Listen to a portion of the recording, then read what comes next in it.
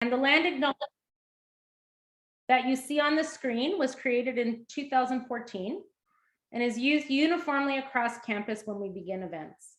The acknowledgement of the land is a reminder that Canadians are an Indigenous territory.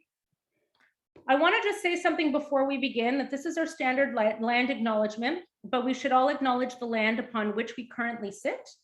And whereas this was written for our events at Ryerson, I was told the other day in my Indigenous tourism class that we should always think about what that means to us specifically when we are acknowledging land.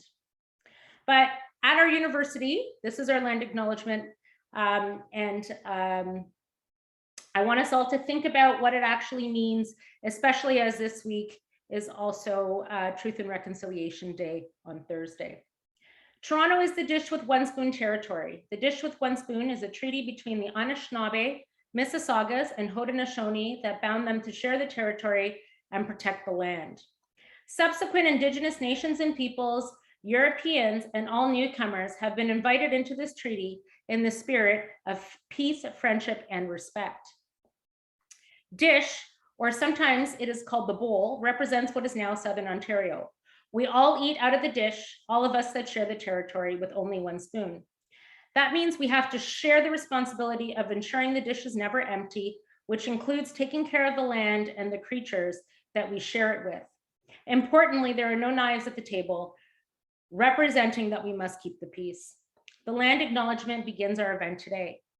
So as this is our second World Tourism Day online, and we have moved everything online, it'll be no surprise to you that we are going to have our amazing guest speaker, Tracey Clark from the Shorefast Foundation in Fogo Island, come on at 6. But we wanted to do something fun, and this is where Chef Tommy comes in. So we're going to have our cocktail segment with Chef Tommy. So we asked Chef Tommy to provide you guys with a list of ingredients and to make something with an East Coast flair. So he went above and beyond. And so he's going to launch into that shortly.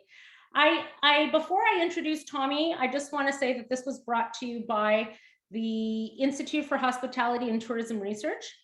And just so you know, our mission is to facilitate and conduct research of scholarly value and significance to the tourism and hospitality field. We will mobilize knowledge to enhance the research reputation and impact of X University, particularly in the tourism and hospitality field.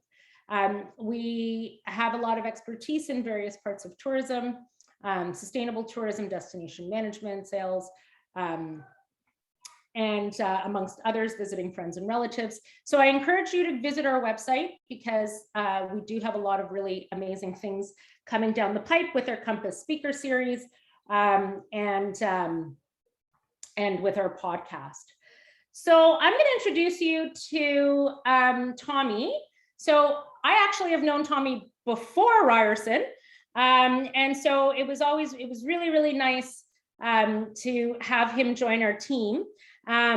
So Tommy is a renowned Toronto chef. He has worked as the executive chef for all 7 Il Fornello restaurants, and also as the executive chef at STK in Yorkville. He brings 20 years of culinary experience to our school, and he has also worked with Joel Robuchon, who was voted best chef of the 20th century, was the sous chef at Nota Bene in Toronto, worked with Anton Mossiman at the Royal Caterer to the Honorable Prince Charles, and worked at the Ivy Restaurant the year it was voted #8 restaurant in the world. He has worked in international and multi-concept dining in London, England, and he's worked at Michelin star restaurants, 5-star hotels and cafes across Europe and Canada. And now he works with us and we get him to do things like make us cocktails.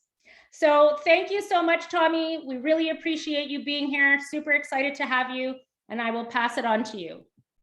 Hello, everybody. Thank you for that humbling introduction. It is a pleasure to be here. As you can tell, I am very excited because we all have deep passion and love for this industry, and we're starting to see things come back to normal. So it's really, really good. I'm very, very excited here. And so when Sonya asked me to do something fun and East Coast and focusing around Newfoundland, I did not want to do Screech because I could feel the everyone go, oh, really, I want to do something different, something really, really fun. And so I started doing a lot of research about spirits coming out of Newfoundland, and I found the Newfoundland Distillery Company. And I didn't know about them beforehand, to be perfectly honest. And I found this incredible spiced rum, which is a Jamaican spiced rum. And then what they do in Newfoundland is they actually infuse it with roses, kelp, charred birch, sea salt, and wild roses from Newfoundland. And it is absolutely fantastic. It actually won the best spiced rum in Canada in 2020, and it actually has earned a silver medal at the 2021 Rum Masters competition. And so I did not know about this, and it is my new favorite rum, and I'm sure it will be yours as well. So we have this one. It's super delicious, lots of vanilla, lots of cinnamon, lots of spice. And it is starting to get a little bit cold right now, so I thought, why not? Let's start using everything that's seasonal. Let's start looking about some apples. And so I thought, what tastes really, really good with rum, apples, lemon, scotch, right? So I have this Highland Park 12-year-old single malt. It is obviously very, very good scotch. I've been to the Scotch Museum at Edinburgh, and our tour guide was fantastic. It said, don't let anybody ever tell you how to drink scotch. And I found an interesting piece of information is that almost, I think it's something like 70 or 60% of all scotch drunk in Scotland is mixed. It's mixed with ginger ale or ginger beer or Coca-Cola. And so I am going to be using single malt, but I'm not going to be mixing it too much because I do think that is sacrilege. So we're just going to be keeping it relatively simple. I have here some lemon juice, which is freshly squeezed. And in here as well, I actually zested the lemon. So you can actually see I've got the zest in there. But the way that I've done it is that I've used a proper zester. And if you get a proper zester and you do it properly, you're just going to get the peel off the outside, but you're not going to get the pith, which is where all the bitterness is. Okay, so that's a very, very important fact. And then what we did is as well, we made this really fun apple and cinnamon syrup. So what we did is we did a simple syrup and, equal parts water and sugar. We put a cinnamon stick and clove in there. We brought it up to a simmer. And then what we did is we took some apple and we sliced it up and we threw it inside and we turned it off and we let it infuse, okay? You don't want to boil that apple in there because if you boil the apple in there, it's going to start falling apart and it's going to start getting muddy. And that's the last thing that we want in a nice clean cocktail. We don't want a muddy cocktail, right? So once it cools down and it's infused, we've passed it off. So it's nice and clean like this. I've got some lemon here that we're going to be using for some garnish because I do like acidity. I do like a clean cocktail. I don't like a very syrupy cocktail as well, which is maybe why you'll notice that when we make this, it doesn't have very much simple syrup in it.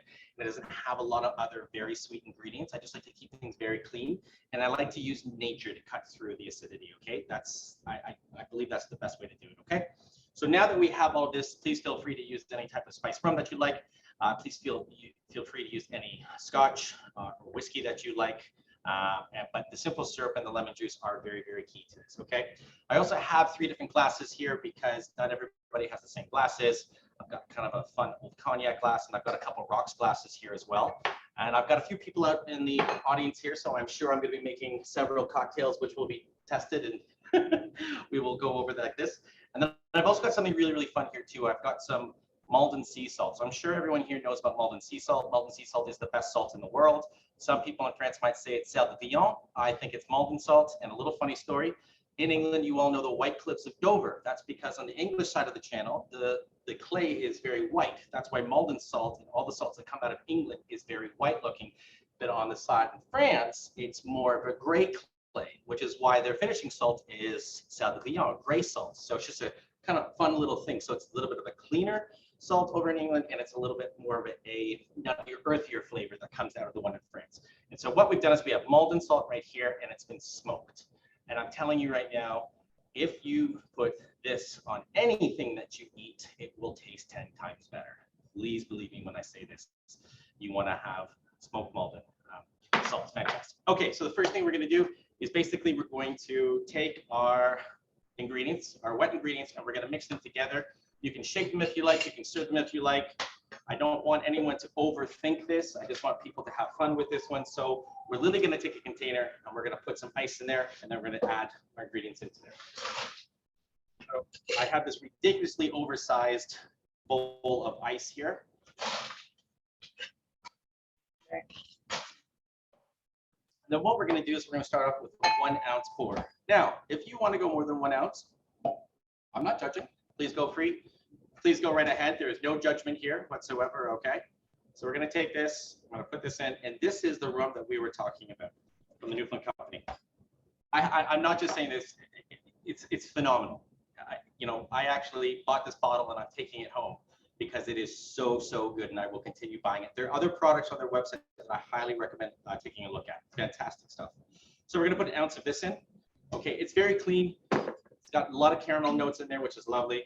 And then we've, of course, got our scotch, which is absolutely lovely. This is not a very smoky or a peaty scotch. It's a relatively clean scotch, which again plays into the idea that we have a clean cocktail. I like clean cocktails too. I think that some cocktails can get really complicated. There's too many syrups and there's too many bases, and then you can have one, but then you can't have two, and you feel like you ate a popsicle, and it's too much, right? I don't like that. I like it a very clean kind of taste to this. Okay.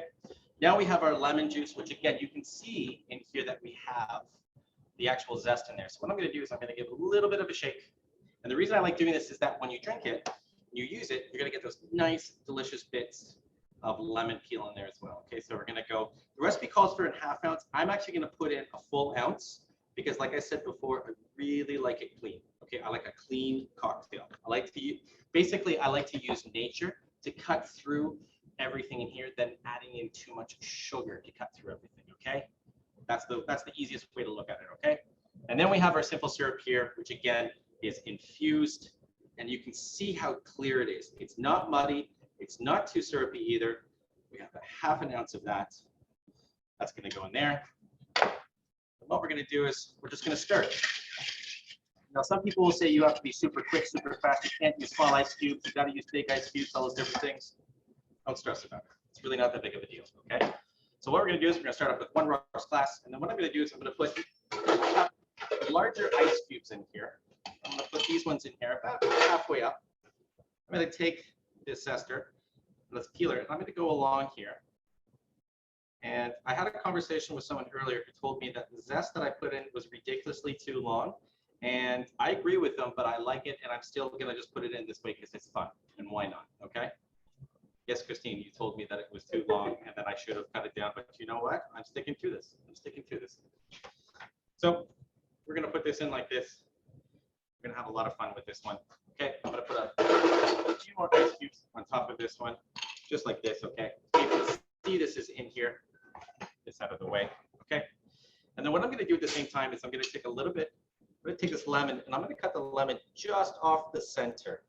The reason I cut it just off the center is because when you squeeze it like this, it's not going to get all over your fingers. You see what I'm saying? When you squeeze it, it turns into like a funnel, and it'll come out nice and clean. So what I'm going to do is I'm going to put this in here, and I'm going to turn it off to the side a little bit.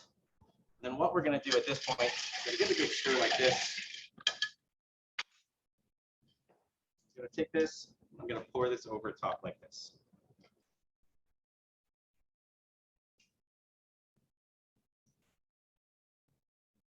Now that is lovely. Now that we have this, I'm going to take a little bit of cinnamon, and that to me is enough.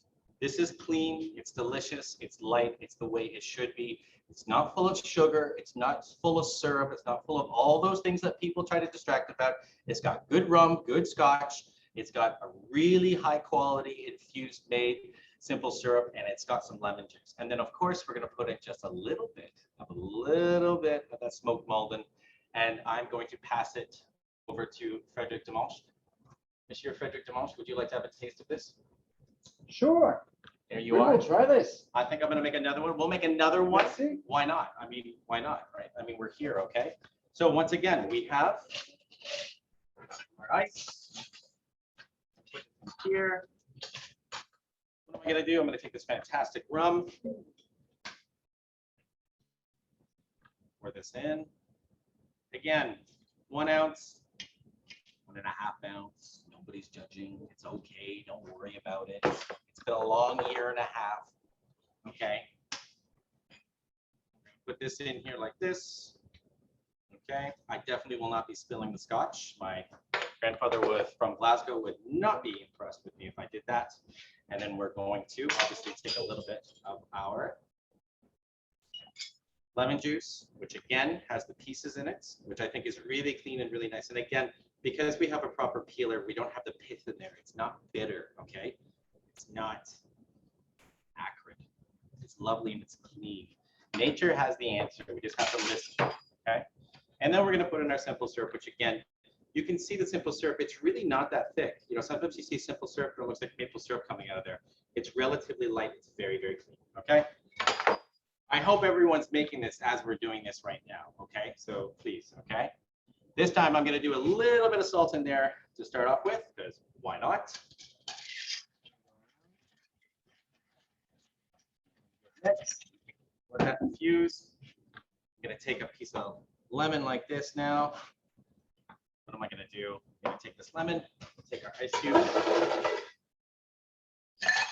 This one, we're going to do a little bit simpler, okay? I'm just going to put this lemon just off like this to the side.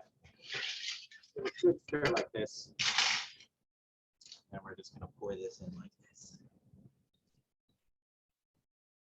It smells amazing.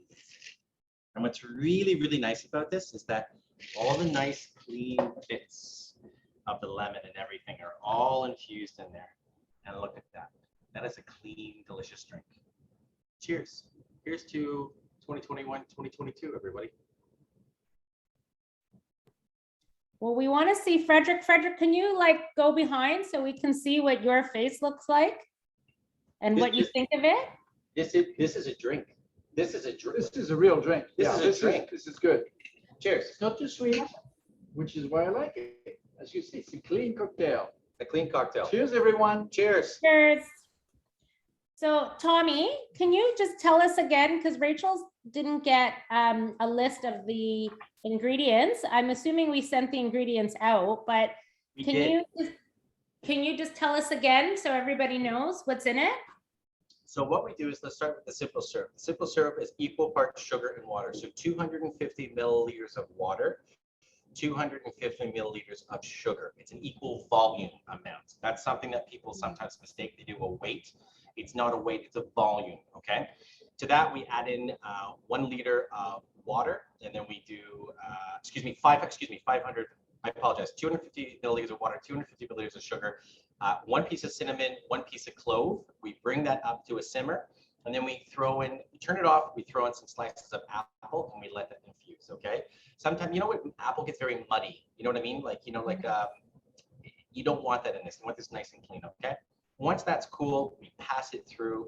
And then at this point, we literally do 1 ounce of our gunpowder and rose rum, 1 ounce of a single malt. I used a 12-year single malt for this one. Okay, a good 12-year single malt. And then we did ½ an ounce of the apple cinnamon syrup. And then we did a ½ an ounce of fresh lemon. But I actually did about 1 ounce of lemon juice because I feel like it needs that little bit of a crispiness too, okay? But I mean, honestly, I'm not just saying this, Frederick, it's really, really good, right? Like it's really, really clean. And it doesn't taste like a popsicle. You know, sometimes cocktails taste like, they do. Yes, yeah. It tastes like a popsicle, which is great until the next morning you wake up and it feels like someone's opening your head up with a can opener. It's because, you know, all the syrup in there, you know, keep it simple. You know, you don't need to take 12-year-old scotch and spice rum from Newfoundland and then add sugar to it. It's a beautiful product, okay? So let nature do its thing. Wonderful. Does anybody have any questions for Tommy? We can have time for one question beforehand. What would we eat this with, Tommy? Another one. Oh, I miss you guys so much. The truth.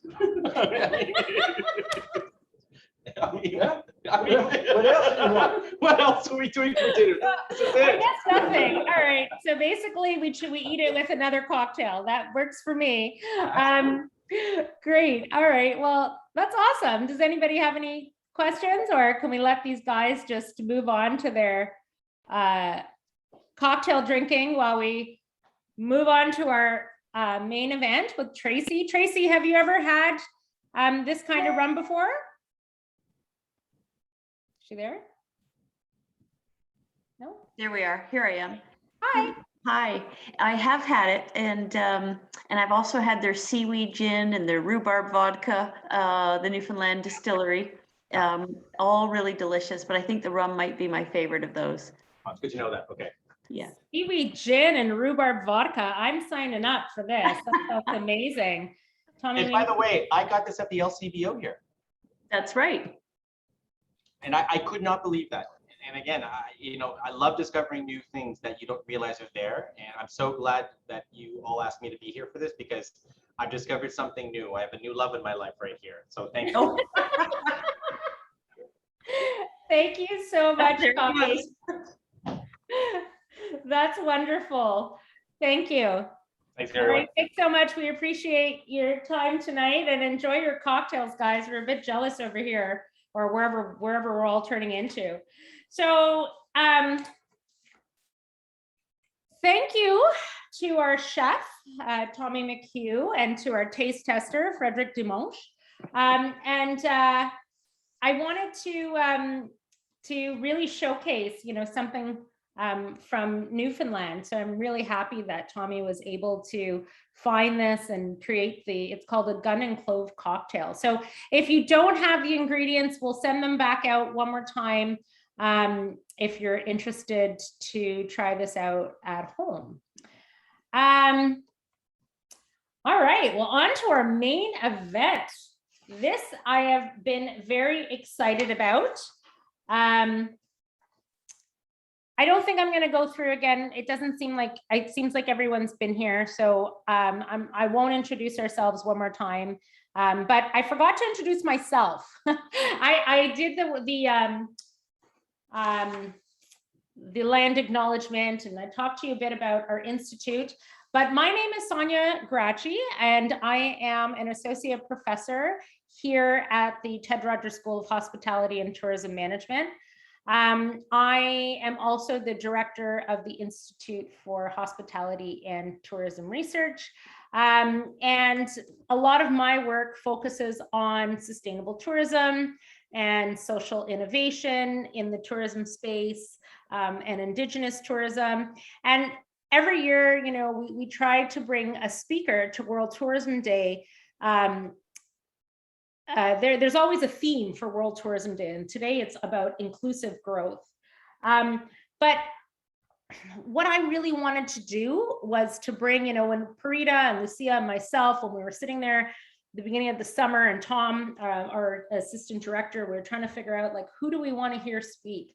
And I said, I want to hear innovation. I want to hear a tourism organization that talks about being innovative, that talks about sustainable livelihoods. We need more of these cases. We need to be inspired about, how destinations have turned themselves around, how they're doing these incredible, amazing things. And many of us have heard Zita Cobb, who is the founder of, Fogo Island, and we have been inspired by her. And I am so happy that Tracey was able to join us tonight from the Shorefast Foundation, because they are doing incredible things. And I am excited to see, when I look at the list of people who are here, that it's not only a lot of students. There are some students, there are some previous students. I see some of my colleagues from Boston. Hi, Lori. I see some of my colleagues from overseas. I see my colleagues from Ted Rogers School of Management. And I'm thrilled, because what this shows me is that everyone is interested and wants to hear about what's happening in Fogo Island, what's happening with Shorefast. And I hope we can all learn from it, and we can then take that to the tourism industry, whether it's here. And Kate Monk from RTO 12, they're doing amazing things too. And it makes me just thrilled, because this is my passion, and this is what I want to share with my students. And, I'm just so thrilled that you guys are all here. So I want to introduce Tracey. So Tracey also has had a previous life as the CEO of Bridgehead Coffee. And I have asked her to kind of mention a bit about that too, because we are a hospitality and tourism program. And, you know, one of my master's students is actually looking at sustainability in the coffee industry. So it's quite important to talk about. So prior to stepping into her operational role with Shorefast, Tracey served as the director of Shorefast Social Enterprises, an activated Fogo Clay studio, which opened in summer 2020. Right? Amazing. Summer 2020 was, you know, the worst summer for tourism. So the fact that we're diversifying is a wonderful story to be told. Tracey was president and CEO of Bridgehead Coffee from its founding in 2000 to its sale in 2020. She holds an MBA and is an Aga Khan Fellow. A community enthusiast, she is motivated by opportunities to make systemic change. Tracey volunteers with the Ottawa Community Foundation and Eco Trust Canada. She enjoys outdoor pursuits, reading, writing, and cooking, and spends her time between Fogo Island, Ottawa, and Toronto. So we are thrilled to welcome Tracey from Shorefast on Fogo Island, Newfoundland and Labrador, to discuss her experiences with Shorefast, Bridgehead Coffee, and also with Hub Ottawa, which I know a bit about as I had a really good friend that worked there. Please post your questions. I'm sure you're all going to get really excited. I saw a bit of the presentation and it's beautiful, inspiring photos of Fogo Island. And it makes me just want to figure out a way. It doesn't even have to be on a plane. I'll drive myself. I'll figure out a way to get there, but it's an incredibly inspiring story. And we are so happy to have you here. So thank you, Tracey, for joining us. Thank you. I'm thrilled to be here. There we go. That's great. So now so hello everyone. I've managed to bring quite a few. Zita has an amazing set of presentations, so I've stolen little bits from various presentations of hers, and I know that we've got time for questions. And Sonya, what we may do is I'll try to move a little faster because I suspect the questions will be richer even than the presentation time, because it makes it more interactive in this crazy Zoom life that we're all in, which we can't all wait to get out of. And I'll just start by saying we have colleagues that have just arrived on Fogo Island that we haven't seen for 2 years. And it's absolutely amazing to be in person again. And I think that's maybe one of the places to start, is that for the last couple of years, we've all been less in our bodies and more on screen. And it's really nice to get back to being kind of in person and in the physical, but we'll do our best to take you there today. So I'm going to share my screen and start the slideshow. And I'll just check with everybody. Can you see it okay?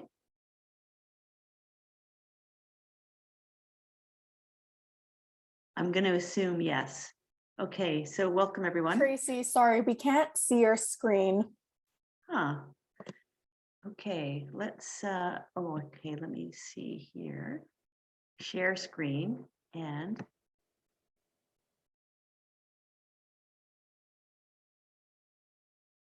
let's try that now. There we go, we can see it now. Great, and then this should work. Perfect. Yes. Great. Thank you for speaking up. That could have been horrible. Okay, so here we go. This is a picture of the volcanic headland on Fogo Island, just to get us started. And I also want to, we are in the week where we have our National Truth and Reconciliation Day, and this is our land acknowledgement that we've kind of carefully developed, and we'd like to acknowledge that on Fogo Island in particular, we are on the ancestral homelands of the Beothuk. And this is a map that kind of shows the Beothuk actually no longer exist, which is very sad. So it's very important to acknowledge that we're on their ancestral homelands. So I wanted to start with tourism because it's World Tourism Day. I'm absolutely fascinated with words and the etymology of words, and where does tourism come from? And it comes from Old English to Old French to Latin. And it surprised me that it comes from to turn on the lathe.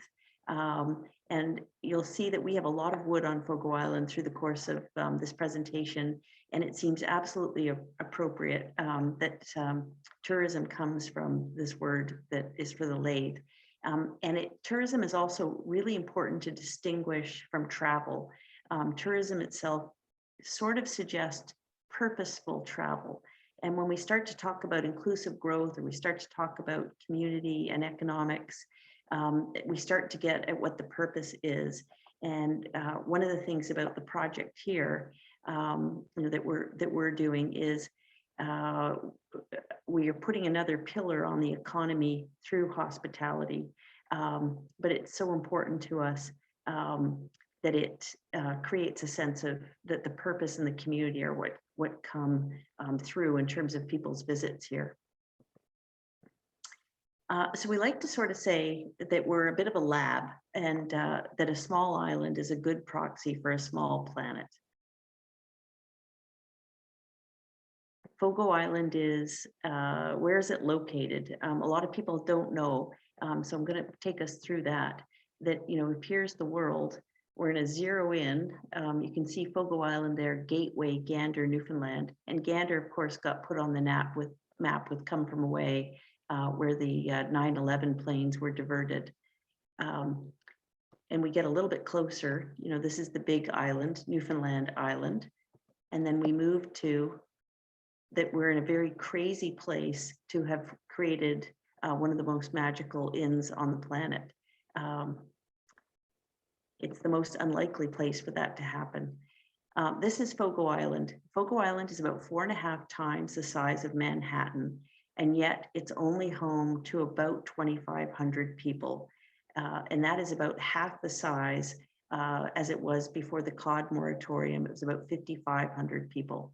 And it consists of 10 distinct cultural communities that are shown here. And because its main industry for so long was the cod fishery, there were only roads introduced here in the 60s. Electricity was only introduced here in the 70s.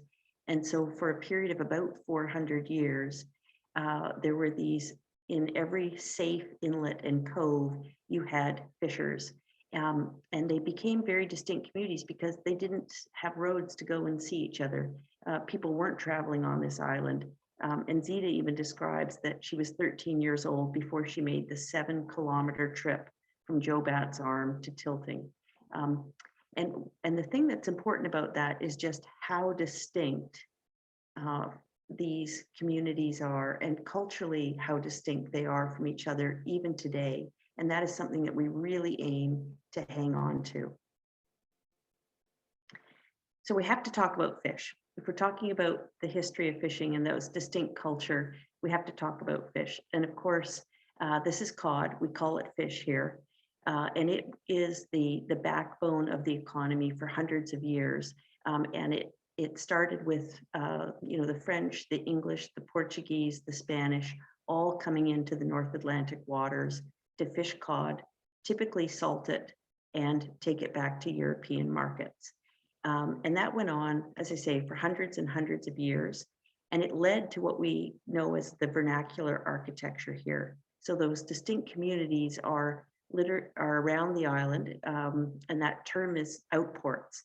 And in every outport, because they were fishers, they had stages on the land, which is where they would split the fish, stores where they would serve, where they would hold all of their nets, etc. And then their houses. And their houses would rarely have windows on the water because the water was work, which is completely the opposite of what we think of when we look at those beautiful views that we would have. But this is an example of a stage here, and it, the sticks that you see along the bottom are called shores. This is an old shot that shows just how plentiful the cod was and how big the industry was. And what happened with the industry is for many, many centuries, the fishing was inshore fishing, done in small boats, very precarious. and done on fishing grounds or shoals that were not that far, maybe less than 5 miles away from the shore. And the fishers, before they had fancy navigation equipment, would be able to use triangulation and from landmarks on shore to find their fishing grounds. And they would go back, each day and then set it about to salt and put on the flakes. But something happened in the late 60s and the 70s, and that's that there began to be an industrialization of the fishery. So giant trawlers coming in and dragging and taking the fish. And most of that fish was taken away to processing in Europe and more recently to as far away as Asian markets for processing. And they took a lot of the fish away. And what that meant is that for the inshore fishery, it pretty much got destroyed. And that led to the moratorium in 1992 that the federal government announced that said no more cod fishing. We'll just have a small stewardship recreational fishery. And this decimated the Newfoundland economy. 30,000 of the population, there's only 500,000 people in Newfoundland now, out-migrated from the province. And here on Fogo Island, our population was absolutely halved from about the 5,500 high down to the 2,800. And this is a quote from Zita's dad: "Who in their right mind would catch all the fish? They must be turning fish into money." And this is another element to bring up, is that there had not been a cash economy on Fogo Island for many centuries. And in that way, the fishers were sort of indigenized in that there was a merchant fisher relationship where the fishers would salt the fish and sell their fish for stocks of supplies of molasses and sugar and those kinds of things. So very precarious economic. So this idea of money and the relationship with money has always been a little funny too. So no more cod, no more fishing, out-migration, a lot of outport communities because it was a whole province based on fishing, and very expensive for government to keep providing services to all of these little communities. And that led to the Resettlement Act of 1965, where the government would go around to community to say, hey, why don't you move? We'll pay you to move.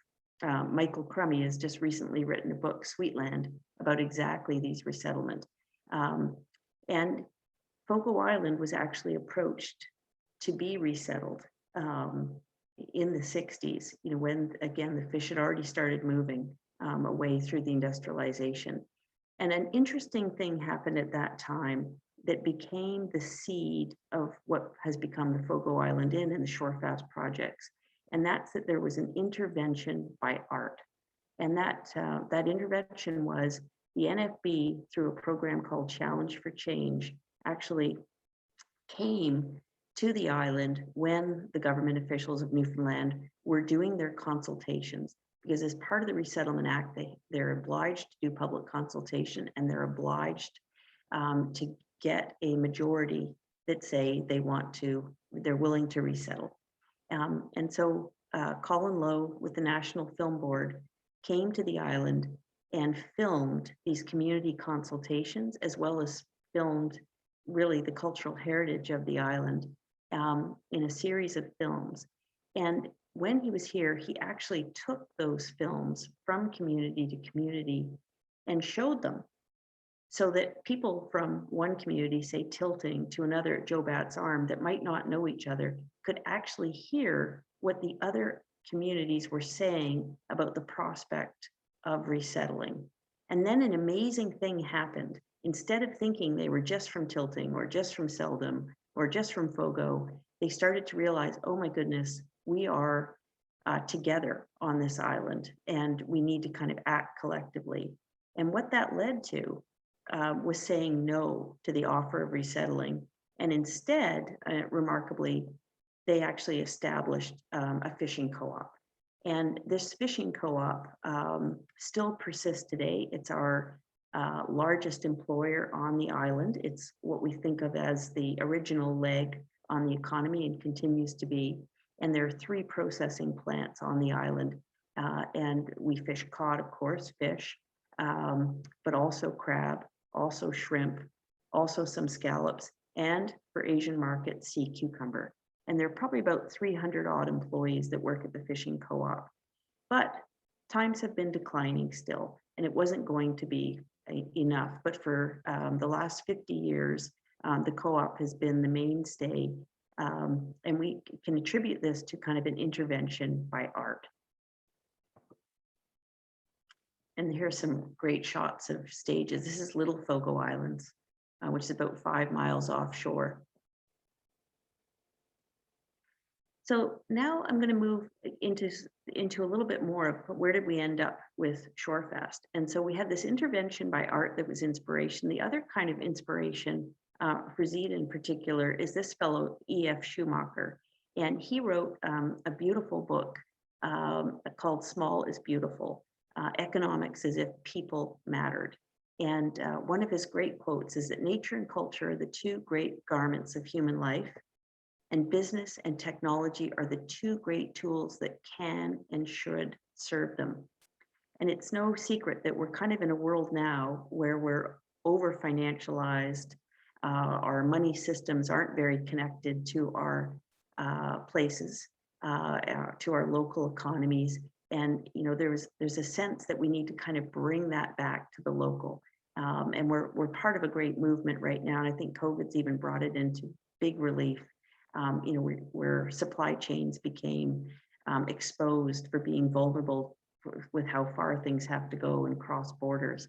You know, our local movement's fantastic, and we need to even deepen that. And I think that's part of what inclusive tourism can actually accomplish if we do it right. So Shorefast.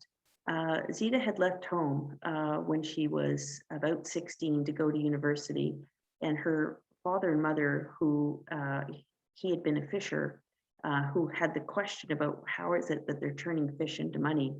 She went away to study business at Carleton University in Ottawa with the express desire to want to understand the money systems in the world and to understand that question that her father had posed. Well, she did, but she also went off to have a very successful career, initially in oil and gas, but then eventually in fiber optics, and through a public company and the sale of JDS Uniphase, had some personal fortune. And with that personal fortune, she'll often say life began when she gave away 80% of her wealth.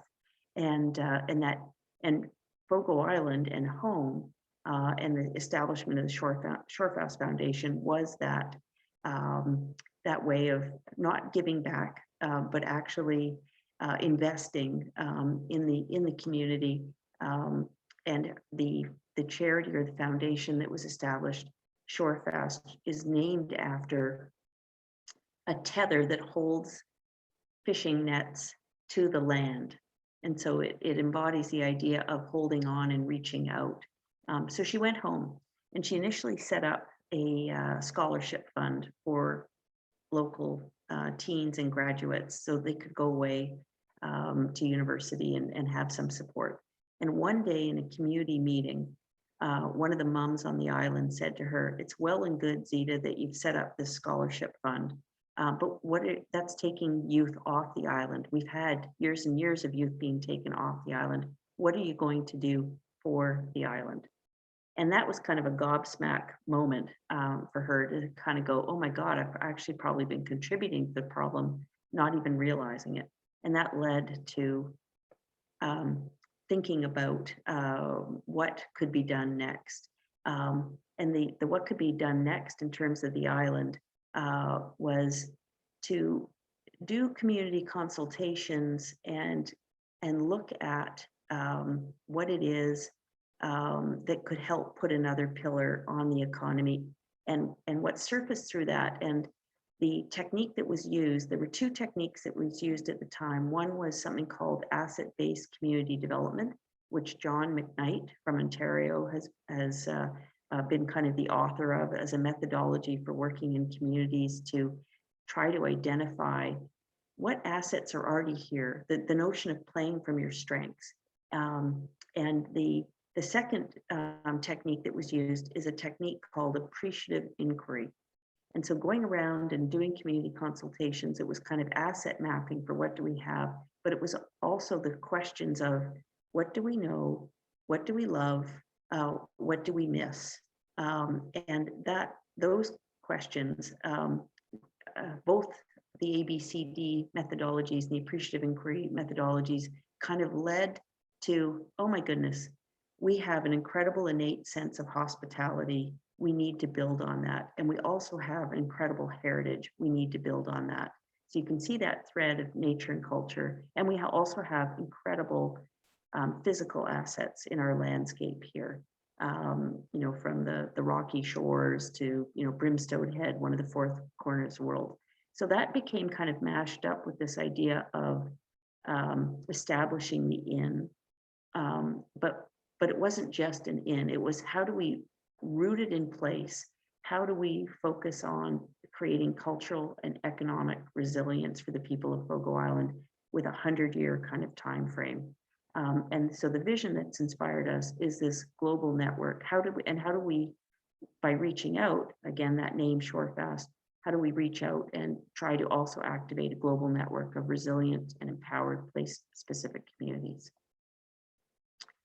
To tell you a little bit about the Shorefast model, it is a charity, but it also is a number of social enterprises that are 100% owned by the charity. And we call these our community businesses. And legally, our name for that is Shorefast Social Enterprises, Inc. So the Shorefast, the charity, is the 100% owner of Shorefast Social Enterprises, Inc. Shorefast, this is on the right-hand side, operates charitable programs that have to do with environmental stewardship. We have an ocean ethic program, art and design. We have Fogo Island Arts, which I'm happy to talk about later, Sonya, in more detail. We have a community economics project where we're working with Community Foundations of Canada, the Coady Institute, prototyping communities and others to, again, work towards our vision. And cultural heritage, we do restorations, we do community programming, various things on the community side. We have a geology program that we have. We also have a business assistance fund that runs through the charity side. On the business side, these are meant to be engines of profitable businesses that can provide for employment, but that also animate the culture on the island, but that are also meant to be financial engines that can bring revenue to fund the charitable programs.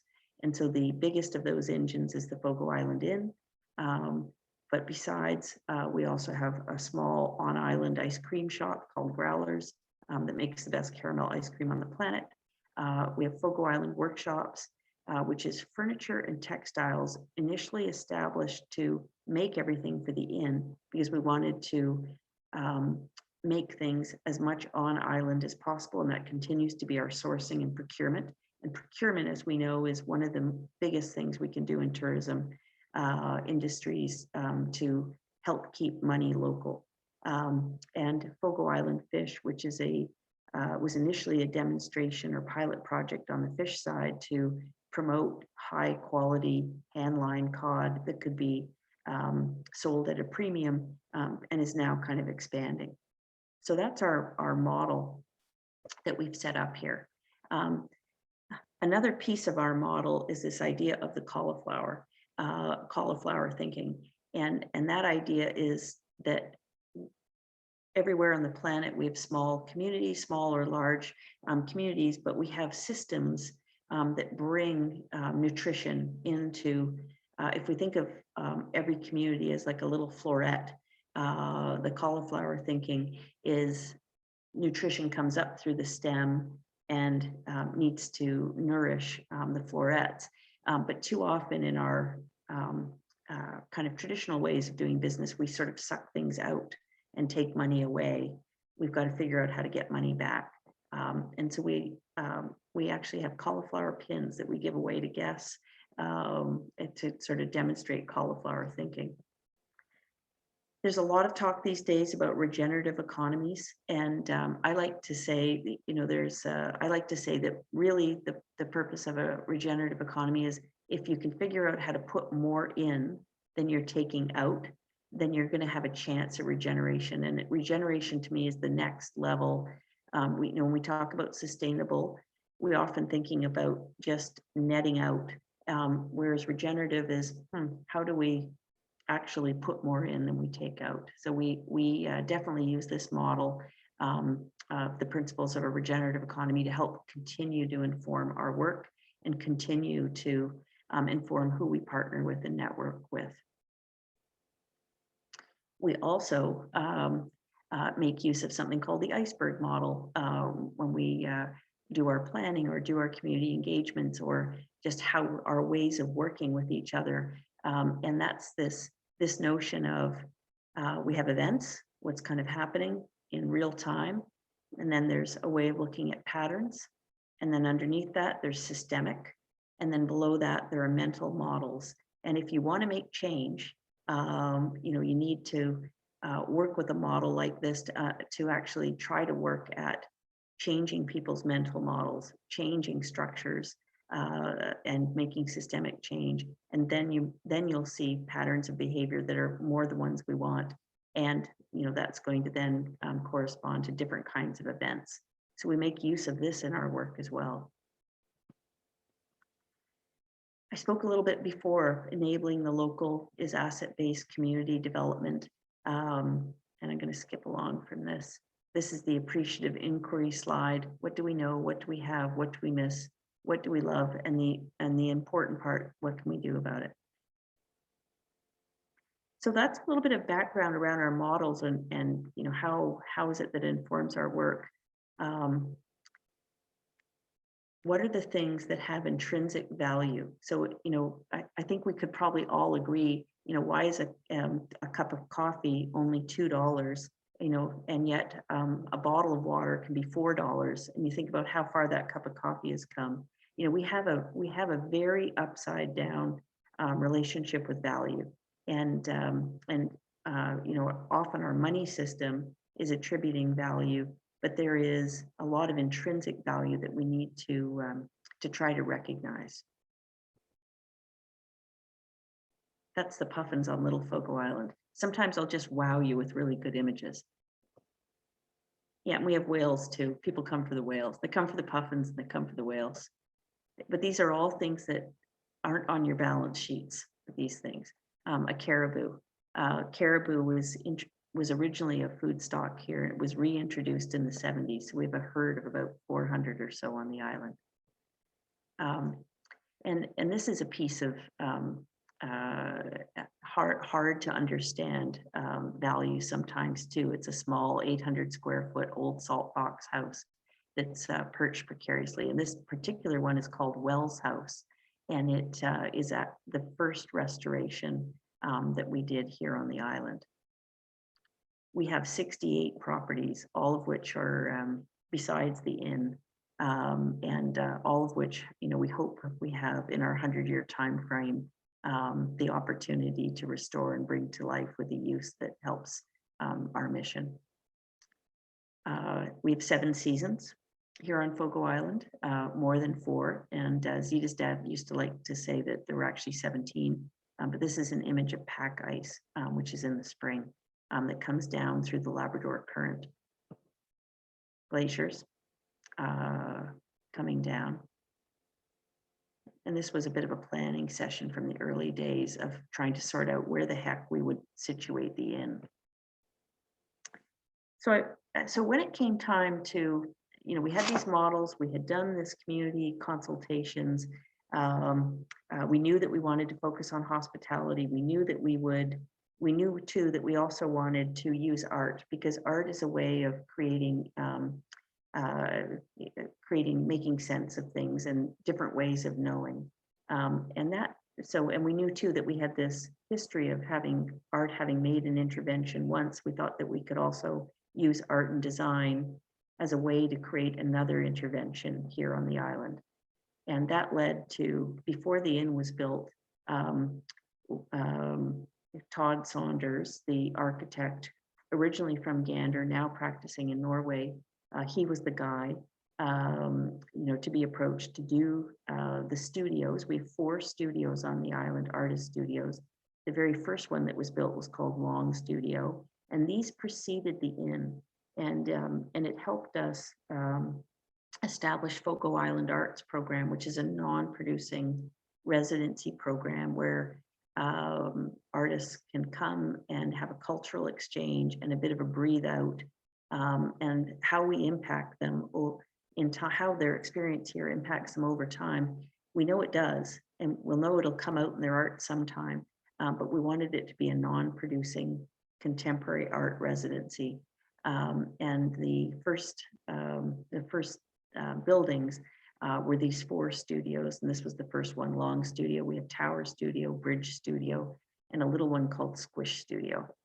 This one is Squish, which is over in Tilting, and we located them in various places on the island.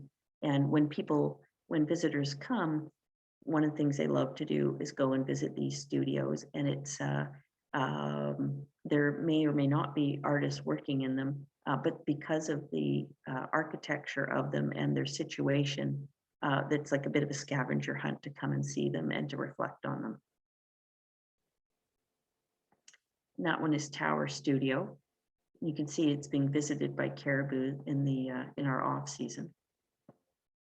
And Tower Studio is an amazing thing because while it was conceived by Todd Saunders, he wasn't quite sure how it was going to be built. And this is a great picture of Arthur Payne, a local fellow who had to kind of use his knowledge of wood to help resolve the design problems. And all the way through our process, we've had this collaboration of, and again, using this notion of the Shorefast as hanging on from here to there, collaborations between local people who have local knowledge, may not have the best book learning knowledge or degrees, but they have know-how that's been passed on, particularly in wood, through generations.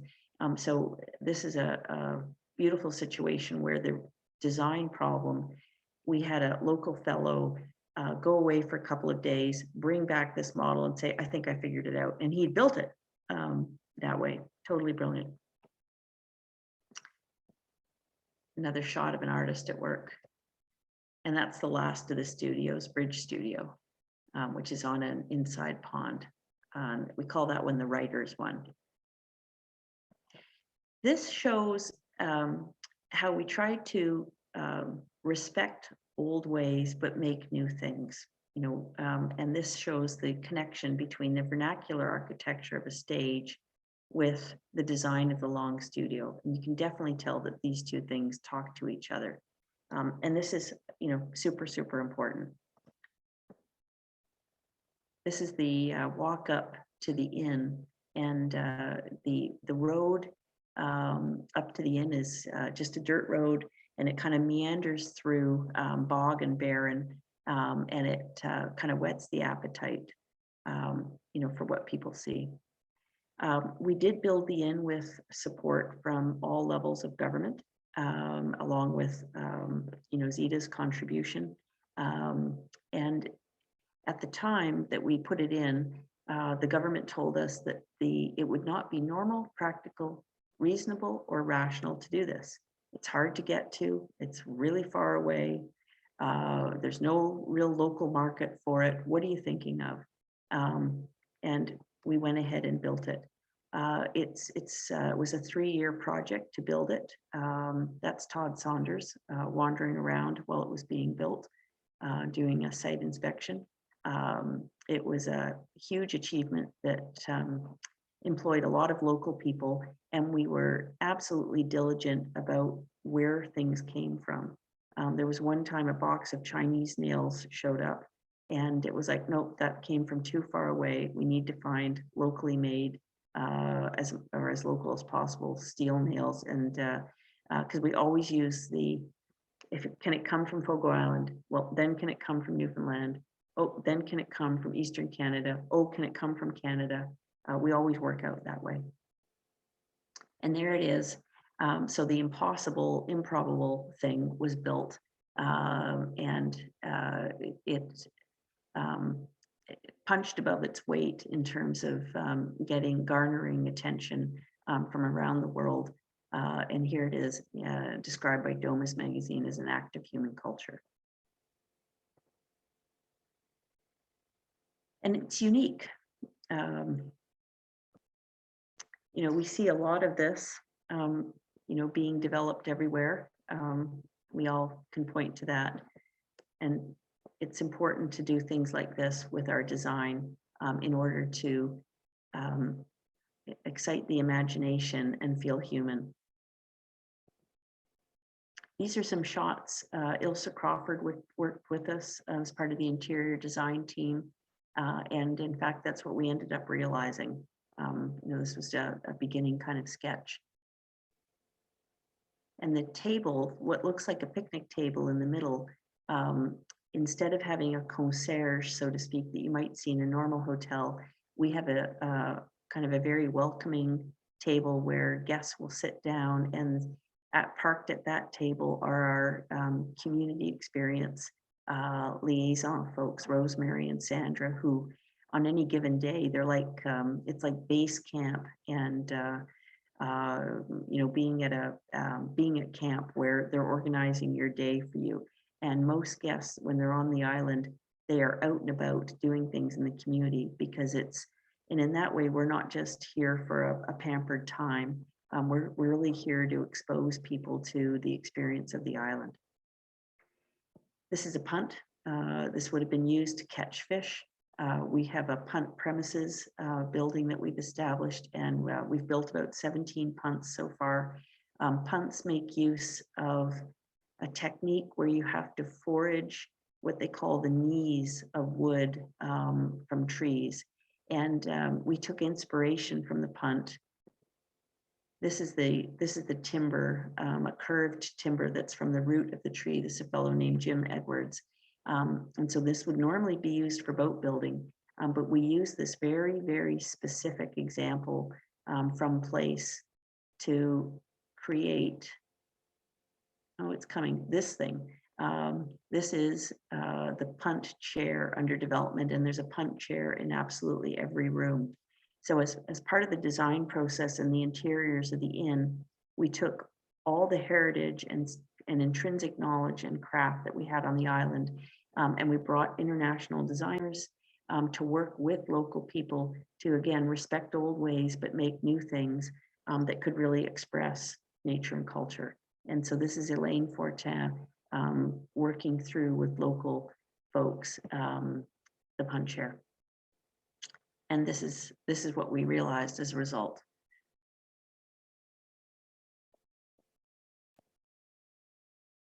We did the same thing with quilts. As part of our investigation, we invited various crafts people on the island to, okay, we're going to use quilts at the inn because everybody uses quilts on the island.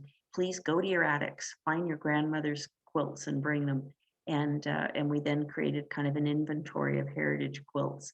The Star, the Compass, the Rob Peter to Pay Paul, and local makers made them for us. And this is the finished product, the inn, how a guest room looks looking out. That's the rocking chair there is a modern take, a little bit whimsical, very folklorish. It's a designer is Inika Hans, working with local people.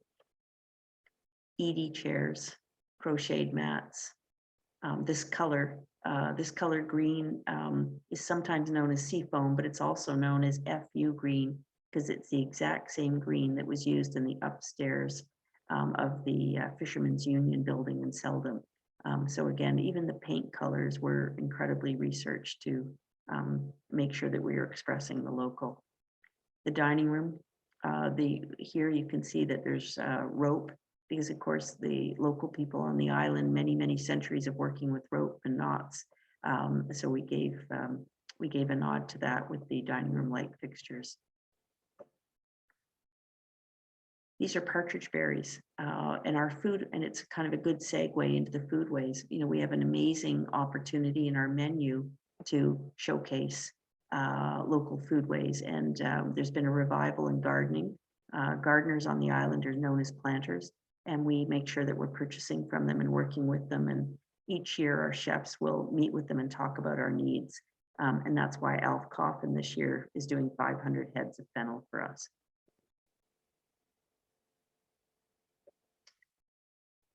And that speaks to another one of our innovations has been to develop an economic nutrition label and to show where the money goes. It was inspired by the nutrition labels that you see on everything, because we're required to have them. And we thought, well, that's great, but what about where the money goes?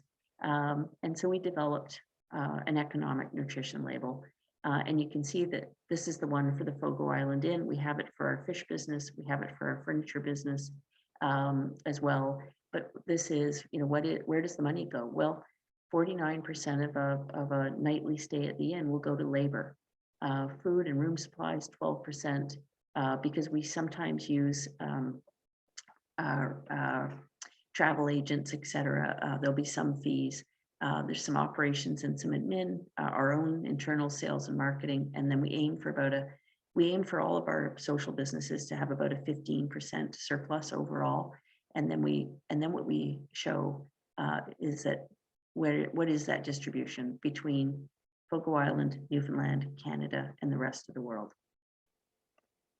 And the next thing we need to do is figure out how to get climate and carbon in there, and then we'll have a very robust label. It's a great quote from Zita here. And we do a quilt day each year where there's a parade of quilt and to try to create community pride. That's what that is. Restorations, big part of what we've been doing. This is an old church, this is the SUF Hall, Society of Fishermen Hall, that we converted into our wood shop. And so this is actually a fully functioning wood shop where we make all the furniture for the inn. And that's the economic nutrition for the workshops. Fogo Island fish are sustainable or regenerative, not regenerative on the fishing side at this point, although we are adding to Fogo Island fish with developing a seaweed business, seaweed farming business. And then maybe we will be more regenerative than sustainable on the fishing side. And there's the economic nutrition label for fish. And, to kind of turn the circle on this, Zita's dad had the question, how are they turning fish into money? Well, we're actually hopeful that we're turning money into fish.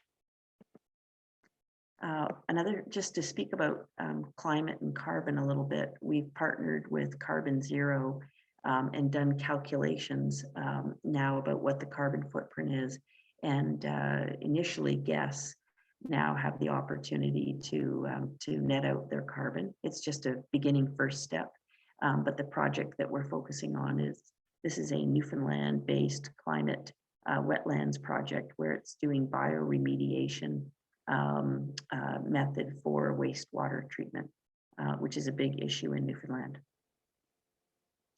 And this is a little nod to our nascent seaweed project that we're working on. That's a fellow named Bren Smith, who's a Newfoundlander, who runs a thing called Greenway.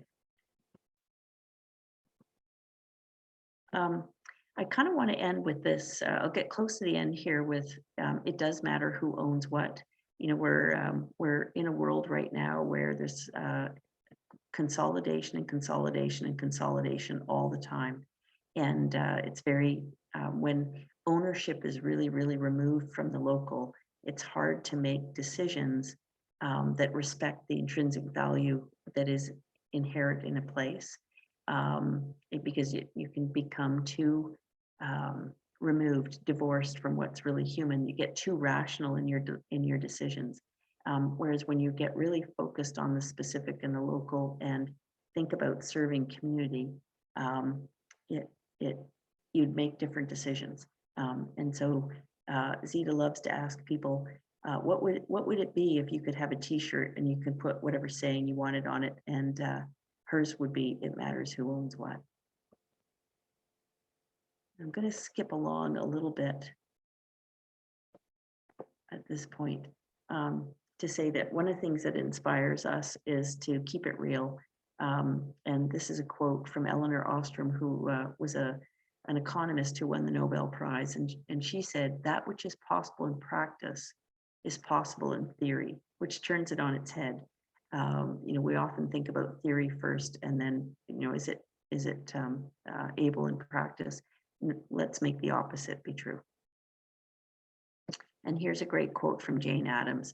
The good we secure for ourselves is precarious and uncertain until it is secured for all of us and incorporated into our common life. And I'm going to wrap it up there, Sonya, so we can move to questions and discussion. Great. So I welcome your questions, everybody. We have some questions. I have some questions, but the chat was quite busy. Everyone was talking about how they loved the pictures. No, the pride on your face. The pride on your face talking about this. Oh. You had lots of pride, and you could see that you love what you do and that you're super passionate about it and that you're proud, right? You're proud to work for such a great initiative. I think it's so important. And it's important to share these best practices, right? It's really important so that people who are listening on here, whether they work in a hotel, whether they will work in a hotel, whether they work at other destinations within Canada, use this model. Oh, that's okay.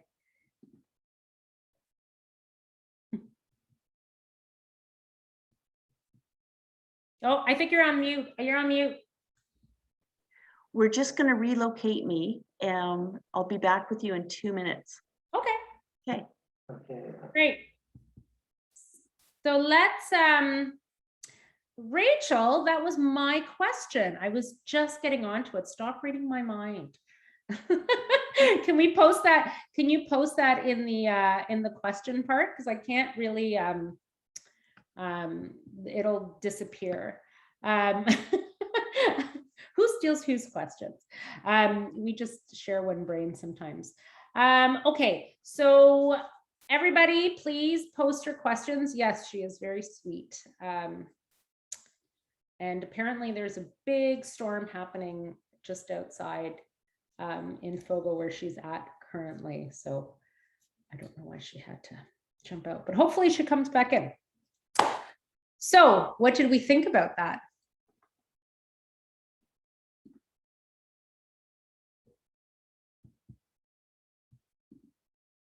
Anybody have questions to add to the chat about what you guys thought about Fogo Inn? I would love to hear where everyone is coming from.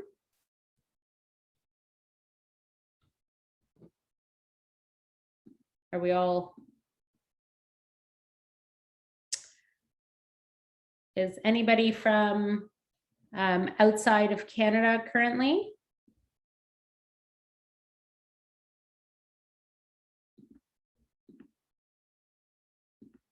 Toronto, wishing Fogo, yes.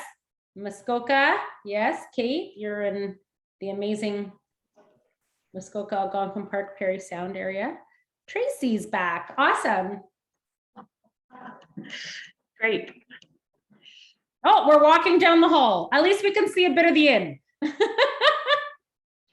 You totally can. Sorry about that. That's okay. Here we go. We're good to go. Great. I actually, the question I was leading to, and my colleague Rachel happened to type it at the same time, is, such amazing initiatives, such amazing stories. But how can we scale up this model?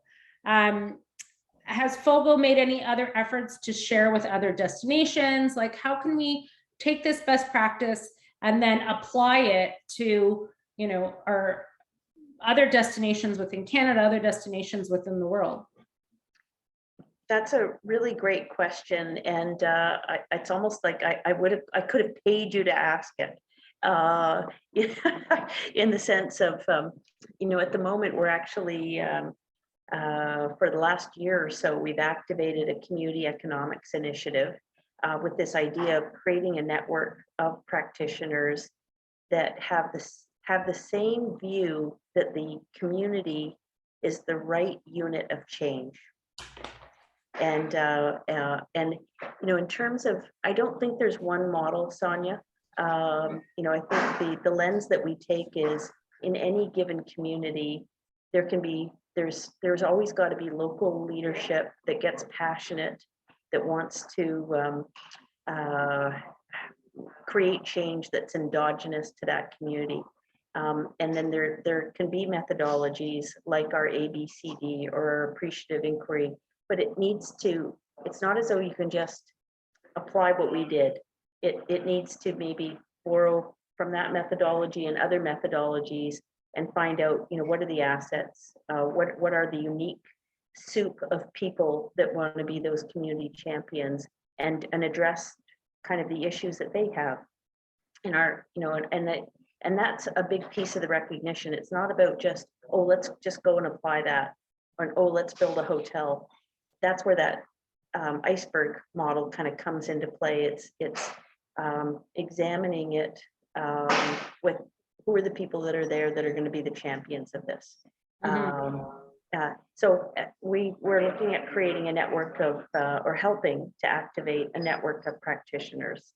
And the pieces that we feel that we need to work on at a network level are making sure there's good data, kind of economic data, demographic data, other kinds of data that can help policymakers with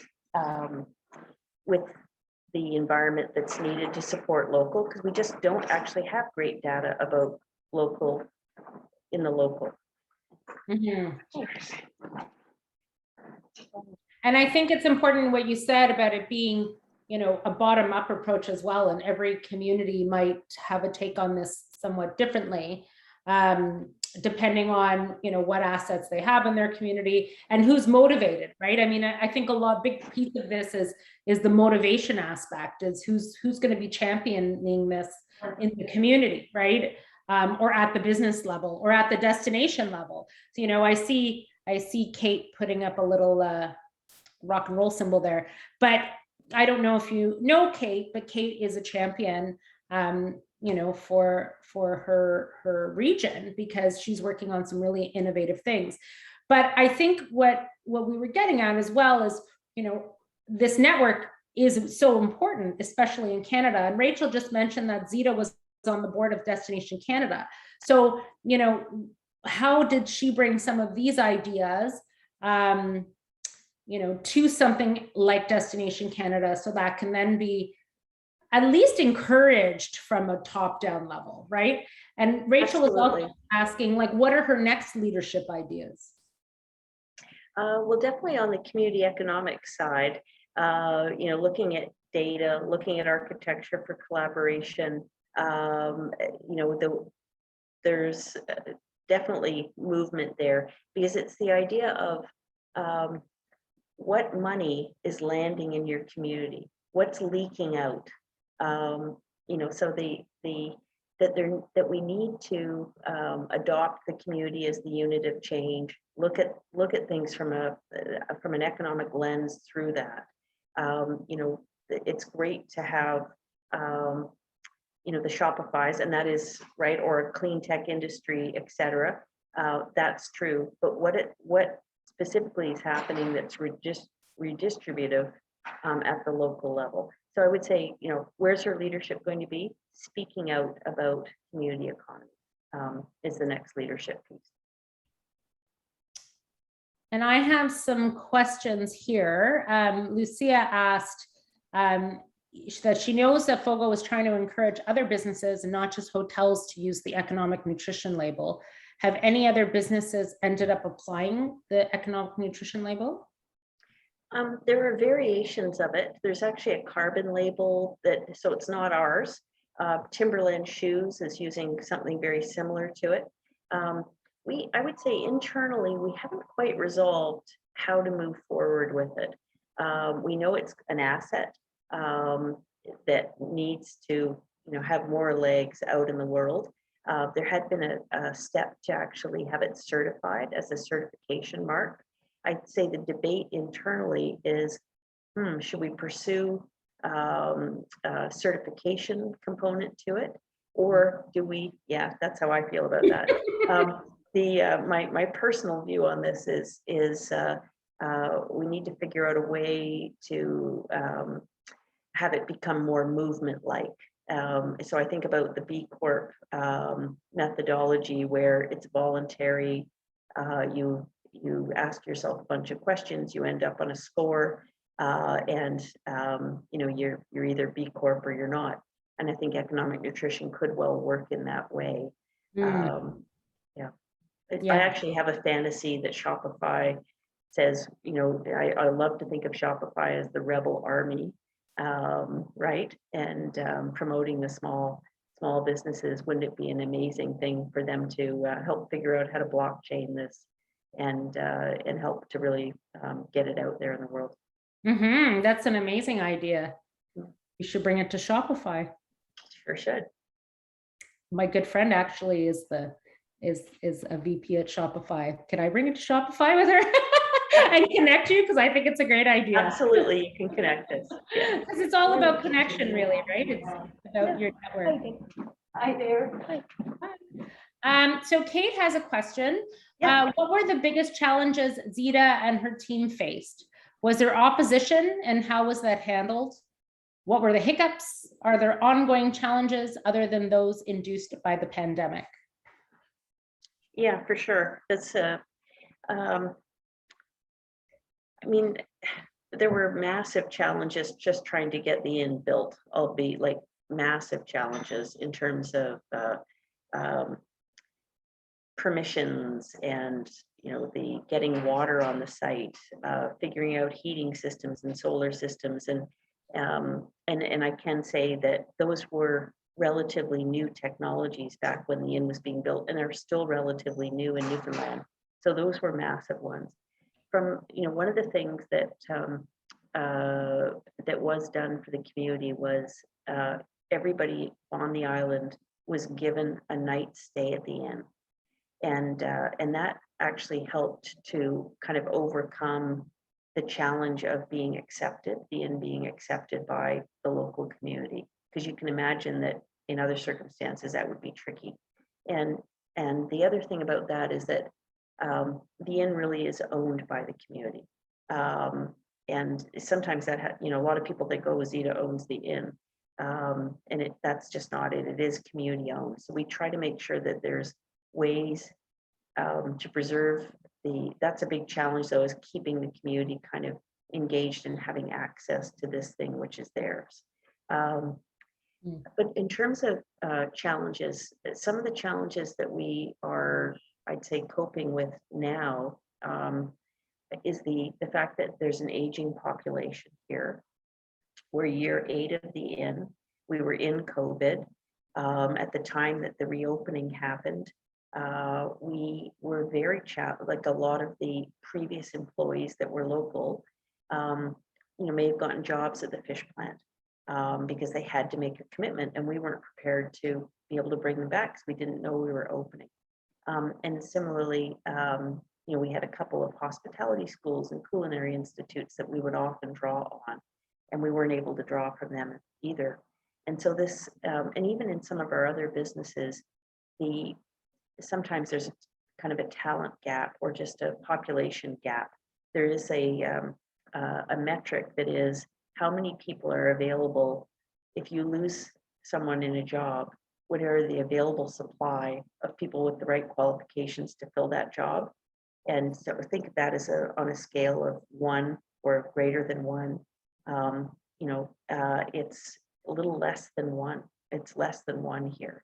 And so on the one hand, it's a great challenge because it makes us want to work for the success of absolutely every employee who comes into our organization. On the other hand, it's also really challenging to want to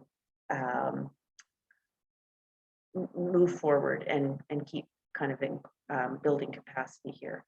The other challenge that we're facing is we've created a little bit of a housing price bubble relative to, and this can create some tension in the island, especially when you combine it to, you want to attract young people here. You want them to be able to buy houses, but the housing stock may or may not be have the amenities. There haven't been renovated, and yet people can't get mortgages because the traditional banks won't provide. They'll do a big discount of 30% on the value of the house, or the value. They just can't get the valuations.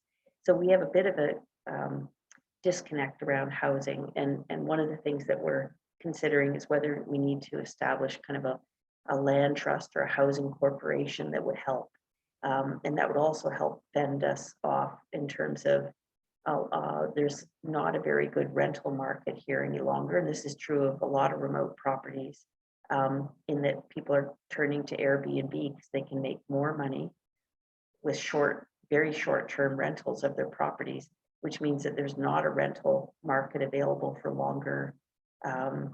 longer-term renters who might be working with us or working with the co-op. So these are kind of more current challenges. Air access is a continuing challenge for us. The weather, but that one we can't do anything about. But yeah, there's always numerous challenges as we keep going here. I think you need to connect with Kate Monk from the RTO 12 Muskoka Explorers Edge area, because they're developing some housing because it's the same issue. The same issue, right? And that was my question: where do people live? When they come to work for you, where do they? Where's their affordable housing that they can that's safe, right, and clean, and that they want to live in. Exactly. So, Kate, I'll ask Kate's other question. So, sure. I know Zeta invested. We will turn to social enterprise and impact investors. Was an ROI expected immediately, or was the plan made for eventual return for Shorefast and the community? It's a good question. I would say that there was on Zeta's side, it was a gift, and that is significant kind of jumpstart for here. That being said, the businesses are expected to have a positive ROI, but of course, ROI is just financial. There is definitely a lot of attention paid to the intangible or non-financial metrics still. But the inn did better than break even by year 3 of business. So that is absolutely massive. And sometimes, the inn will become criticized for, what it charges guests.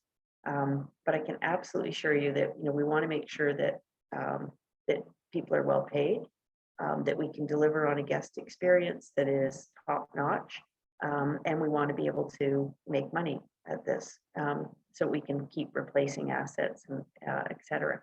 But the other piece of it is, we also needed to be at a tier that would allow secondary accommodation places to come into being, and be able to be in the ecosystem there.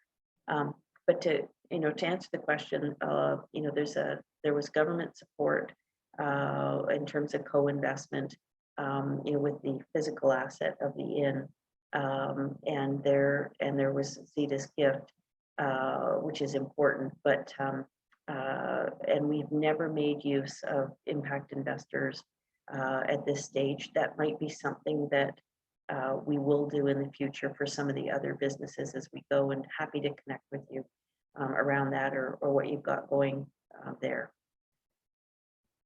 Wow. So she said for her lucky. work anniversary, her board gave her a trip to Fogo Island Inn. That's nice. Great. In one day. Kate, I'm coming with you. Well, definitely let's connect so that we can meet up when you're here. Great. So from Annie and Julia, who work up in Inuvik, and they are working on developing an eco-village social innovation, social enterprise tourism destination. What they want to know is, do you have any advice for navigating the process of building a social enterprise with a charitable arm? Yes.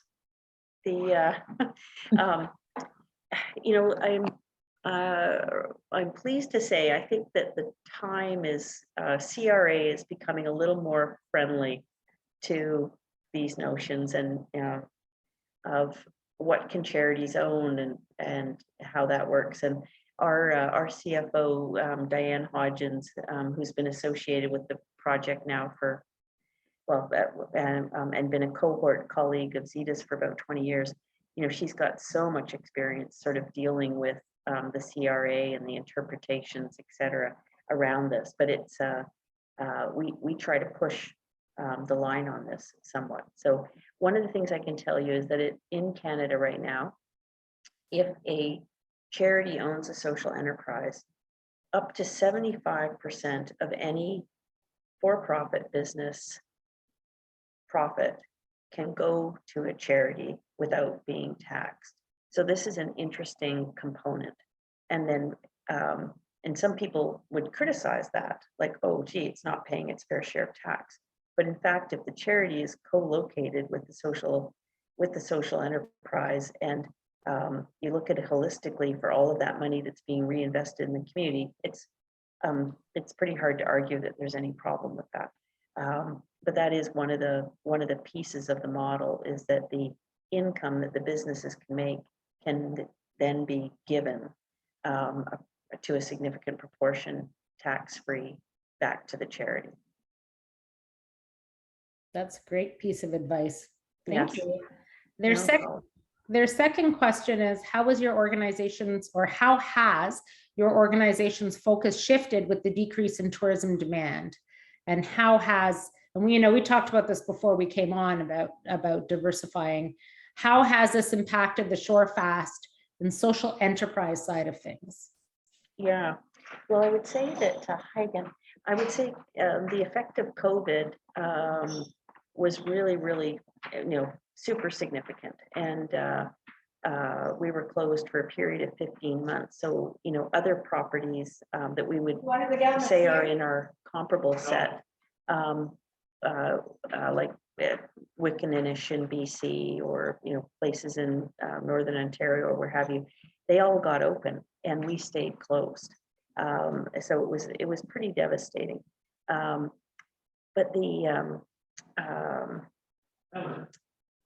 it prompted us to say, yes, we better diversify more.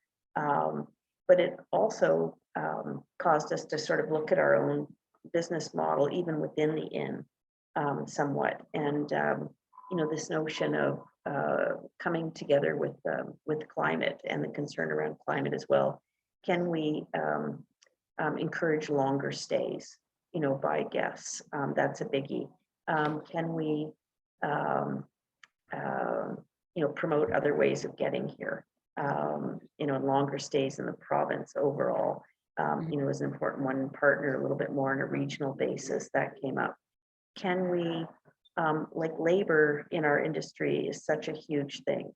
How do we approach how we schedule and recruit and onboard and pay people? And all of those things are being reviewed. We're a seasonal property.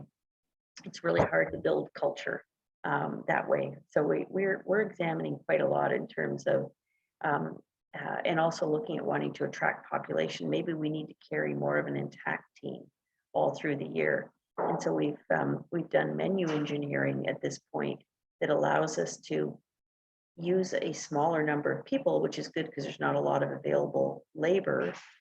We're still pro-employment, we're balancing that. But we feel that that's actually going to allow us to carry more of an intact team that then will bring population that will then buy houses and live on the island. So there's been I'd say a lot of adaptive. COVID's prompted us to, and I think it's prompted a lot of players to, you have to kind of scour your business more than you might have ever before, and try to sort out the model and And we've been doing that. Great. Yeah, and that's kind of the whole point of the sustainable livelihoods approach, is how do we, you know, make it so that these events are not decimating entire communities. And this is really the benefit of tourism, what we could bring. This is it. Right? This is it. Yeah. So I have someone, Loretta Bellato. She is in Australia right now. And she wants to know, how do you assess whether you are working regeneratively? Regenerative travel or tourism is it's like a unicorn. So how do you assess whether you are working regeneratively? I think that is a good question. I mean, we certainly look at, I think our economic nutrition label is an attempt to do that in terms of what's staying, you know, from the economic activity that we generate, what's staying, you know, on Fogo Island, what's staying in Newfoundland, what's staying in Canada. That is a measure.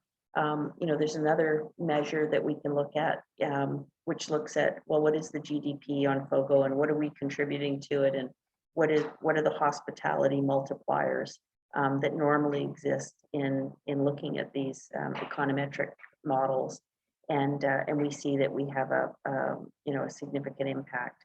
The inn itself comprises about 10% of all of Newfoundland's tourism revenue overall. So on the regenerative side, I think it's like specifically. We still have room to go. You know, we have a zero waste, you know, objective, and that's going to be a journey to get there. You know, we began composting this year at the inn, you know, for the first time. We have a seaweed farming initiative that we're exploring that will have a regenerative aspect. Our executive sous chef just put in an application for a multiple acre regenerative farm, you know, that he wants to develop, and the, you know, this is where we can say, well, this is fantastic. How will we become a buyer? How will we procure from your farm? And in another situation, somebody might say, oh, you're in a conflict. And I like to say, these are the best kinds of conflicts, right? Where you're kind of aligned around mission. Create conflicts, because you're really just trying to create an ecosystem. So the procurement side, I think, is a big one, you know, to look at as well. But you know, in terms of, is there a you know, a framework that we've developed that we're using for that in particular? Not yet, but we are part of the regenerative travel, and we are using some of their metrics, and we hope to kind of evolve that and make it more visible, you know, throughout our organization, through the community, and then to be able to share it as well. Great. Thank you. She also wanted to know, how long did it take to develop the plan for the inn? I think it was about 5 years in the making and 3 years to build. I think it was like a 7 or 8 year project altogether. So yeah, not for the faint of heart. Well, Lori Krebs, who's a professor at Salem State in Boston, but she's Canadian.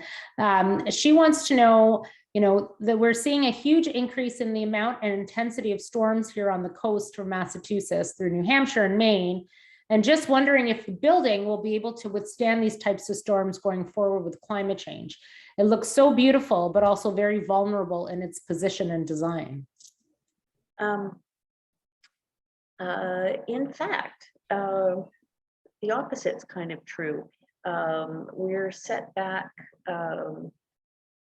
more than 200 meters from the water, and we did it purposely. And the height that we're relative to where the water is, we had taken rising sea levels into account. I mean, eventually it'll probably fall into the sea, but that'll be hopefully a very long time off. And then in terms of its ability to withstand, you know, it's built to withstand winds of up to 200 kilometers an hour. And of course, we regularly get winds of 120 or 140 kilometers an hour when we have storms. And the, you know, the glass is coastal glass everywhere. We have a generator system And it's, I've been on the island when there's been massive snowstorms, and I've been evacuated to the inn, which is a pretty delightful thing. So we, we are, I would say that there was a lot of forethought to withstanding the weather. And that wasn't so much the engineers, that was the local people really demanding it in the brief, because they have an incredible sense of how powerful nature is and what weather can do here. It's absolutely remarkable. Yes, very much so. So I'm watching as Rachel's trying to get herself there. Rachel, if you're going to Fogo Inn to write a case study, I'm coming with you. I think Valerie Howe is one of my colleagues is in the chat. Hi, Val. She is, yes, yeah, she is. She's been answering some of the questions. Awesome. So it's been great. Thank you so much, Valerie. Because one of the attendees asked the question about Closet Monster, and was Closet Monster filmed in the Squish artist residency? And yes, apparently it has been. Cool. I don't think I knew that. Thank you. So we've talked a bit about this too when we were just prepping for this, but I think it's fascinating, and maybe you could share. So what is your market for Fogo? Sure. Our major market actually is Canada, and Toronto is the city that we, there are direct flights right now. And I mentioned air access is, that is something that we are on top of all of the time. But there is a direct flight from Toronto to Gander. From places like Ottawa, it's Ottawa, Halifax, Gander. And Toronto is our most major market. And then after that, we see that America, the States, is a major market. So New York, Boston, but also Chicago and California. We see guests from there. And then after that, the third major market really is Quebec is also coming along as a market. That's actually kind of a newer province for us to be drawing from. And after that, it's Europe. So we do see a lot of German visitors, English visitors, but it's trickier to get to us from there. Mm-hmm. And that's interesting that it is mostly the domestic market. But even though it is the domestic market, because you were in the Atlantic bubble, it's not really Eastern Canada. So it didn't benefit you because there was the Atlantic bubble. Right, and I think that's because of the natural features that are here for people from East Coast of Canada. We're a little bit like home, although Newfoundland's way more wild and savage than anywhere else in the Eastern Canada. But also the heritage. There is a lot of shared heritage between the other East Coast provinces and here, and so folks that are crafters that might come as day visitors, they're not about to buy one of our quilts. They'd be more inclined to look at the design and say, how am I going to make this at home? That's definitely not our market. Mm-hmm. Mm-hmm. And so how many visitors do you normally, like a pre-COVID year? COVID's obviously an anomaly, but a pre-COVID year? Yeah, it's a good question. It's a good question, which I'm not sure I can share entirely, but I can tell you we're a 29 room property, overall, and at usually double occupancy. So we're sort of serving 60 people at a time. And we definitely have, the busy season is June through September. And we're always trying to push up our occupancy levels in our shoulder seasons. We have experimented with trying to be open all of the year. We've had, shutdowns that have been 6 weeks long, sometimes a little bit longer, trying to find that right balance. We also know that when we're operating full bore with full occupancy, we're sometimes not always quite at our best. And so even in coming back from COVID, we limited the occupancy to capping it sometimes at 20 rooms or 22 rooms or 25 rooms in order to try to be at our best. And we have a goal. We have a goal of maybe hitting 50 or 55%, occupancy overall in the year. That would be fantastic for us. We're not quite there, but getting better all the time. But it does demonstrate that small is beautiful, and that That's it. we don't need to have just gobs of people. And I loved what you said before, because it would be out of balance too. Would be out of balance on the island, and you never want to be a Venice, right? Right. Yes. You don't want to have, your locals hating you and telling you to, telling people to leave, because that's just not great for anybody. And this is something that you mentioned, about extending stays and, higher yield. And that's something that as professors, we've been preaching for many, many years, to say, you don't need to have, thousands and thousands of people coming off on a cruise ship, upsetting the balance on your island. And I love that you said that, upsetting the balance, because I think that that is a very important take-home message to all of this. So I have so many questions, but we are running out of time. Lots of beautiful comments from people, because, you really are quite inspirational. Someone wants to know, UC Lee wants to know, is there any future plan to develop the wind power generation on the island? Is there lots of wind or any other alternative sources? Yeah, it's funny. We've been asking the same question, like, why hasn't there been a wind initiative? And apparently in the early days of planning the end, because we are making use of solar generated power for some of our power needs here, wind was a consideration. It was not in favor with the community, to look at wind. That being said, are there opportunities for some offshore wind generation? Or there's a part of the island that's known as kind of the Cape Cove side that's unpopulated. Are the winds are strongest on this North Atlantic side, but will there be an appetite at some point? There might be, but so far we're taking our cues from the local community around that. Great. Beautiful. Thank you so much. I just want to end with something that Kate Monk said, because I really think that it mimics a lot of, what I've been thinking. But she said, it's incredible to have the world learning the pathway forward from Zita, Tracey, and Diane. Women in business have an understanding of a model that isn't pure profit. Small is beautiful, and so is your team. Great session. Thank you for being role models for women. And so I also want to add to that, because I do feel that, we need to showcase some of these really innovative, amazing initiatives, and to show the tourism industry and to show destinations, to show policymakers that we can make a real impact. And it doesn't have to be, with huge amounts of people coming, that we really have to think about regenerative tourism and transformational tourism and experiences, right? Because that's what people are looking for, are these, big, amazing experiences, because that is what tourism really is about.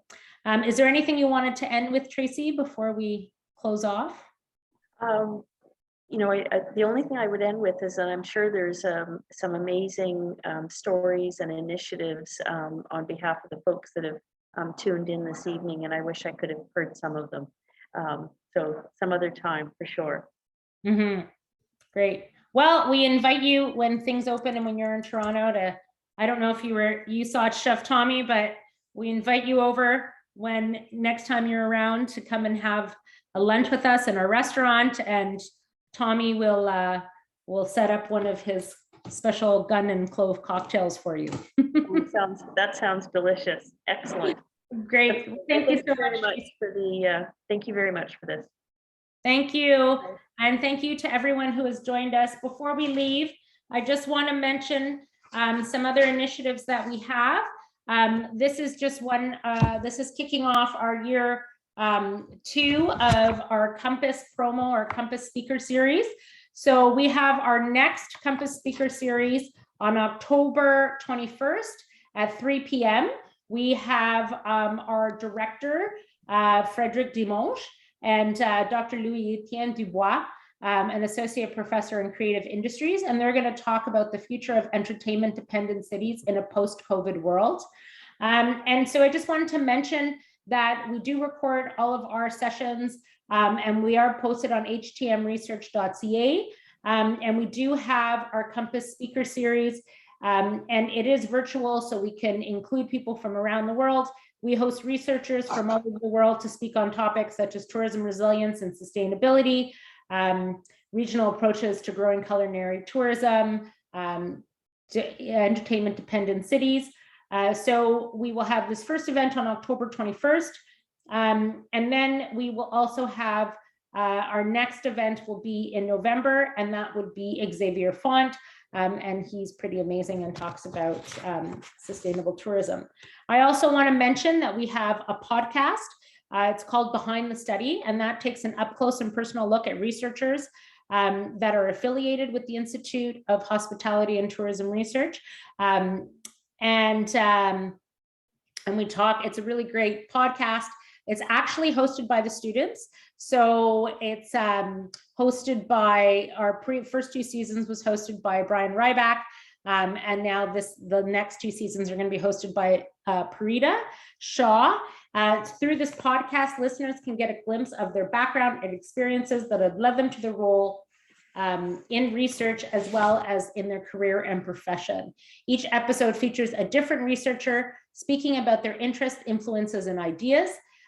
Season 1 and season 2 of Behind the Study is now on Spotify, and stay tuned for season 3. We have Trevor Jonas Benson from Now Banneker Travel. We have Dr. Aggie Weighill, professor at Vancouver Island University, our beloved Dr. Norman Shaw, who works at the Ted Rogers School of Hospitality and Tourism as well as retail, Dr. Oscar Pintas, who's a lecturer at Edith Cowan University in Australia, and so many more. So please stay tuned for all of that. Thank you again so much for coming. And before wrapping up this seminar, I'd like to thank some individuals who have helped make this World Tourism Day a success. First, thank you to Tracey Clark. You have been absolutely inspirational to us, and we loved having you here, and hope that we can meet again and hear about all the wonderful things that Shorefast is doing. Thank you to Chef Tommy McHugh for a very enjoyable event and cocktail segment. You really brought some great energy here. Thank you to our office for their help in promoting this event, and also to Lucia and Parita, who did all the work to make this possible, organize the event, as well as Abril Mure, who has worked with us over the summer. And thank you to all of you for being engaged, despite the fact that, you probably all zoomed out at 6 o'clock at night, and for your questions and for your participation. Thank you again. And hopefully next year, World Tourism Day will be in our beautiful space at Bay and Dundas. So I wish everybody a wonderful night. And again, if you really want to watch this, it will be posted shortly. Take care.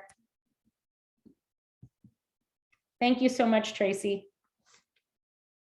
Bye.